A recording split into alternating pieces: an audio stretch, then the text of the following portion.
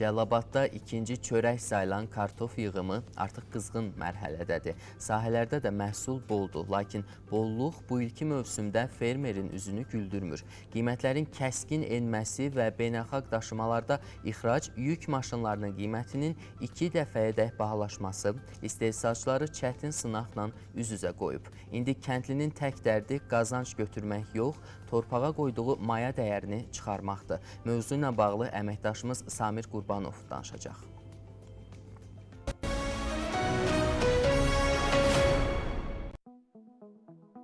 Ölkənin iri taxılçılıq rayonlarından biri kimi tanınan Cəlilabadda zəhmətdən çəkinməyən kənd adamları həm də Azərbaycanın kartof anbarı statusunu illərdir qürurla qoruyub saxlayırlar. Bu il rayonda 3400 hektar sahədə yazlıq kartof yetişdirilib.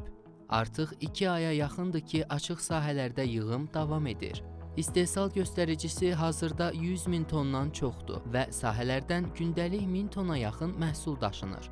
Toplanan məhsulun təxminən 80 min tonu isə artıq Rusiyaya ixrac edilib. Lakin bu rəqəmlər kəndlinin üzünü tam güldürmür. Bu il məhsuldarlıq da qənaətbəxşdir. Əksər təsərrüfatlarda fermerlərin sözlərinə görə təxminən 300 sentnerdən artıq məhsuldarlıq vardı.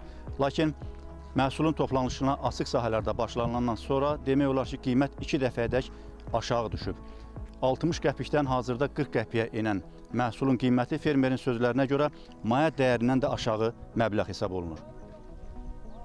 Bundan qabaqcı illərdə hektara 2500-3000 arası belə pulumuz çıxırdı. Toxuma da hektar tuturdu. İndi isə məbləğ o qədər artıb 7000 hektara məbləğ çıxır. İndi də kartofun qiyməti hal-hazırda 40 qəpikdir. 40 qəpikdən də o bizi qane eləmir. 20, 30, 40, 50 ailə bu məhsuldan, bu işdən pul qazanır, ailəsinin, uşağın dolandırır. Kəndlinin belini bükən digər və daha ciddi problem isə ixrac logistikasındadır. Onlar deyir ki, məhsulun xaricə daşınması üçün nəzərdə tutulan soyuducu kameralı yük avtomobilləri, tırların qiyməti süni şəkildə kəskin artırılıb. Bu günləri 40 qəpikdir kartofun kilosu. O da nə ilə bağlıdır? 40 qəpik olub maşınların qiyməti süni qaldırmasıdır. Məsələn, halbuki mən Moskvaya göndərərdim 3200, 3400, indi 4500 olub. O da birbaşa kartofun qiymətini salmağına, maya dəyərinə təsir edir.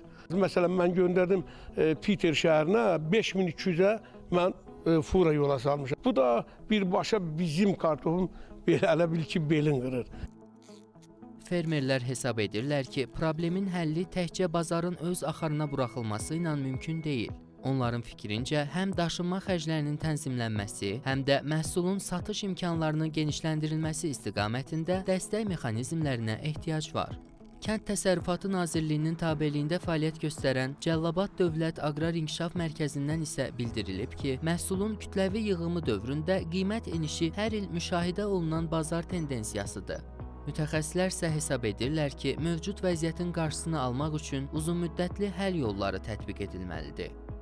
Çox yaxşı olar ki, istər dövlət, istər özəl sektorda kartof istehsalçılarının mənafeyinin qorunması üçün müəyyən tədbirlər həyata keçirilsin.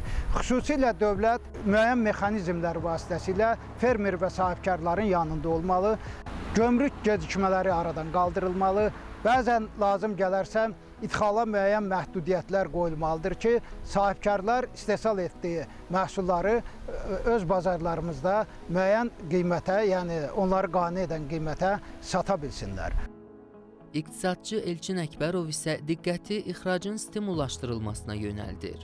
Onun sözlərinə görə ixraca görə dəstək mexanizmi hələ tam aktiv olmasa da faizdən etibarən təsərrüfatçıların xərcləri kompensasiya olunacaq. Ölkə başçısının 9 iyun tarixli fərmanı ilə tətbiq olunacaq olan Azərbaycanda istehsal olunmuş və qeyri-neft sektoruna aid olan məhsulların ixracı zamanı həm logistika dəyərinin 50-70%-ə qədər olan hissəsi və yaxud da məhsulun ixrac dəyərinin 5-15%-ə qədər olan hissəsi fermerlərə 2026-cı il 1 sentyabr tarixindən etibarən 10 il müddətində veriləcəkdir. Bu mexanizm tam işlədikdən sonra həm kəndlinin torpağa olan həvəsi artacaq, həm də ixrac potensialının zərər görməsinin qarşısı alınacaq.